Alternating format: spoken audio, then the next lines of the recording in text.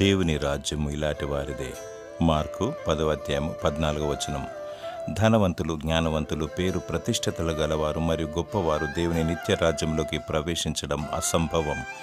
ఎంతటి వారైనా సరే అందులో చేరలేరు, దానిని స్వతంత్రించుకోలేరు. యేసు ప్రభువారు ఒక చిన్న బిడ్డని ఎత్తుకొని ఇలాంటి వారిదే పరలోక రాజ్యమని సెలవిచ్చాడు. దేవుడు మానవులను తన పోలిక చొప్పున తమ స్వరూపమందు నిర్మించాడు. దేవుడు నిర్మలుడు, నిష్కలంకుడు. అలాగే పిల్లలు కపటము లేనివారు, ఎప్పుడూ నవ్వుతూనే ఉంటారు. దేవుని మనస్సును పోలినవారు, ఇలాంటి వారిదే పరలోక రాజ్యము. యేసు ప్రభు అని ఒప్పుకొని ఆయనను హృదయంలో చేర్చుకొని నమ్మి బాప్తిసం పొంది దినదినము దేవుని వెంబడించువారు పసిపిల్లల మనస్తత్వం గలవారు. మారు మనసును పొంది స్తుతి ఆరాధనతో వాక్యాన్ని ధ్యానిస్తూ ప్రార్థిస్తూ అంతము వరకు దేవుని వెంబడించు. దేవుడు నిన్ను కరుణించి తన నిత్య రాజ్యమును నీకు దయచేయునుగాక.